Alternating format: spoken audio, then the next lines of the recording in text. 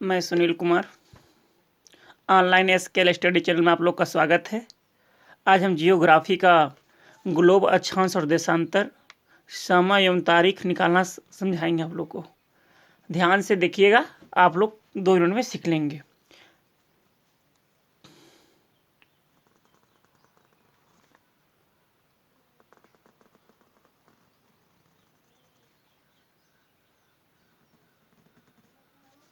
ये ग्लोब समझ लीजिए, ग्लोब है। ग्लोब के 2 गोलार्ध होते हैं, ऊपर उत्तरी गोलार्ध, नीचे दक्षिणी गोलार्ध।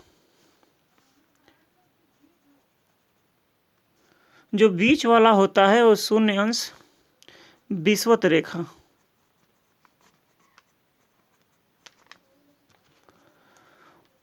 ऊपर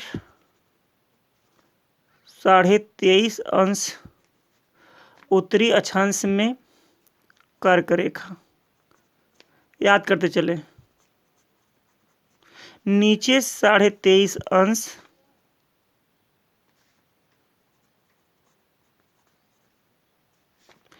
मकर रेखा, नीचे 66.5 अंश अंटार्कटिक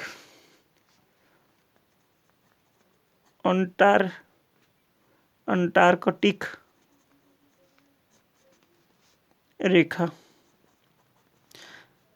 ऊपर 66.5 अंश आर्कटिक।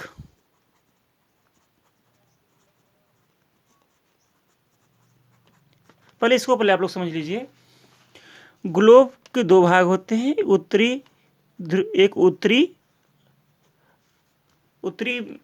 ध्रुव, उत्तरी गोलार्ध, दक्षिणी गोलार्ध। 2 गोलार्ध होते हैं, उत्तरी होता है, नीचे दक्षिणी गोलार्ध होता है।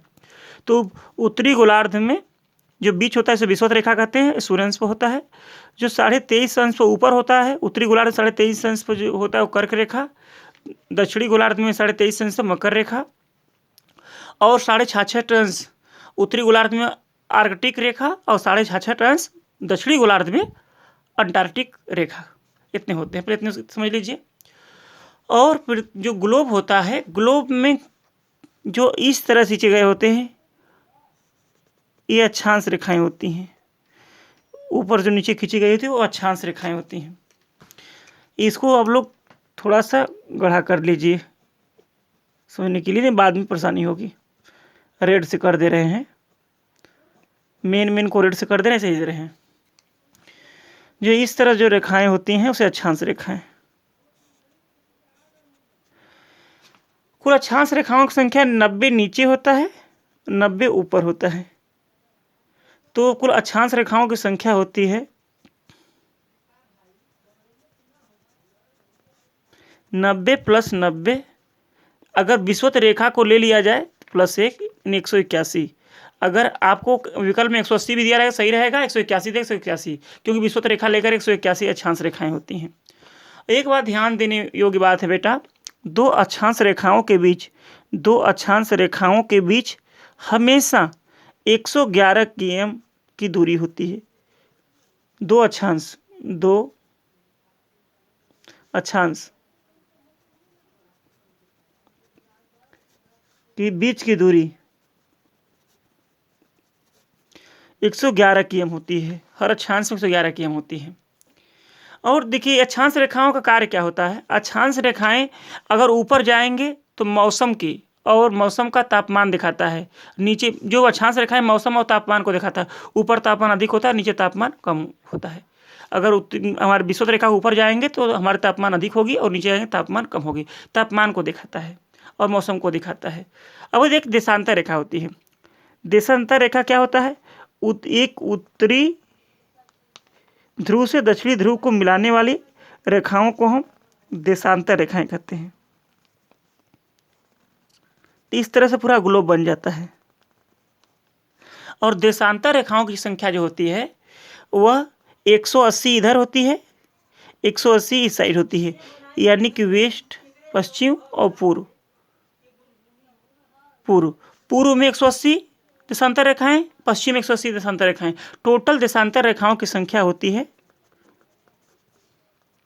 180 + 180 360। याद कर लीजिए, 360 देशांतर रेखाओं की संख्या होती है। देशांतर रेखाओं की संख्या से, देशांतर रेखाओं से जो देशांतर रेखाएं के जो बीच की दूरी होती है वह जो सबसे जो दो देशांतर रेखाओं के बीच सबसे अधिक जो दूरी होती है वह होती है, दो देशांतर रेखाओं के बीच जो सबसे अधिक दूरी होती है, ये सबसे अधिक दूरी यही बीच वाला है, सबसे अधिक दूरी जो होती है तो वह 111.3 km होता है। देशांतर के बीच की दूरी, देशांतर की बीच की दूरी।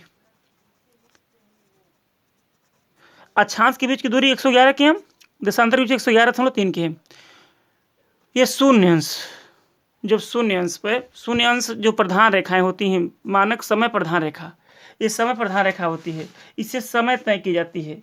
समय क्या है, समय के बारे में बताई जाती है। 180 इधर, 180 इधर।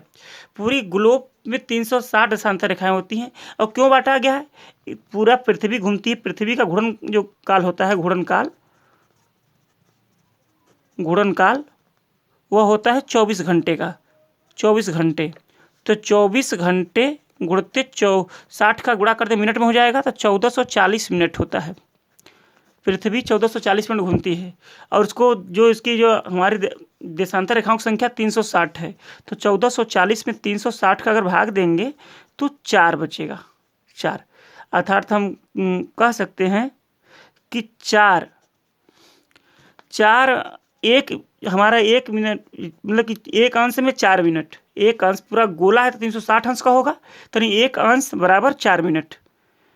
एक अंश बराबर 4 मिनट, एक अंश बराबर 4 मिनट होता है। एक बात और ध्यान दीजिए, अगर हम पूर्व आएंगे तो 4 मिनट प्रति देशांतर रेखाओं के हिसाब से बढ़ेगा समय।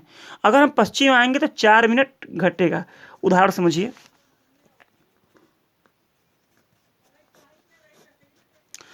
जैसे कि भारत जो है, भारत 82.5 अंश उत्तरी अक्षांश में है, पूर्व की ओर है। मानक समय इसका पूर्व की तरफ है, पूर्व की तरफ है 82.5 अंश। समय इसका समय, मानक समय 82.5 अंश है पूर्व की तरफ। तो 82.5 अंश का हम इसको कर देंगे 2 दूना 4, 8 दूना 16 + 1/2, 165/2, इतना अंश। तो इतना अंश, तो एक अंश बराबर 4 मिनट। तो 4 का गुणा कर दें, 4 का गुणा कर दोगे तो 2 से 2 काट दोगे तो 0, 6 दूना 12, 1 13 के 3, 2 1 3, 330 मिनट।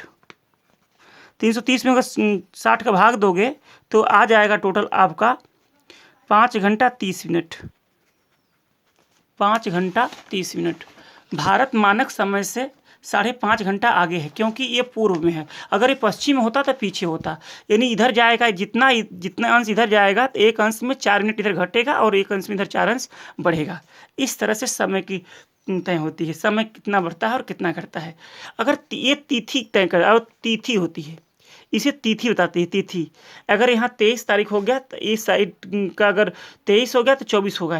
ये मतलब कि इसका समय जो देशांतर रेखाओं से समय और तिथियाँ तय होती हैं। वीडियो लंबा हो जाएगा, जो छूटा होगा अगले दिन इसको हम समझा देंगे। अगर समझ में आ गया होगा तो आप लोग इसको सब्सक्राइब जरूर कर लें। सब्सक्राइब करते रहेंगे तो जो हम पढ़ाएंगे आप लोग को मिलता रहेगा। अभी तो हमारे पास वाइट बोर्ड नहीं है, अभी कॉपी पे ही पढ़ाएंगे। समझ में आता हो तो लाइक करें, कुछ प्रॉब्लम हो तो कमेंट करके ज़रूर पूछें। थैंक्स।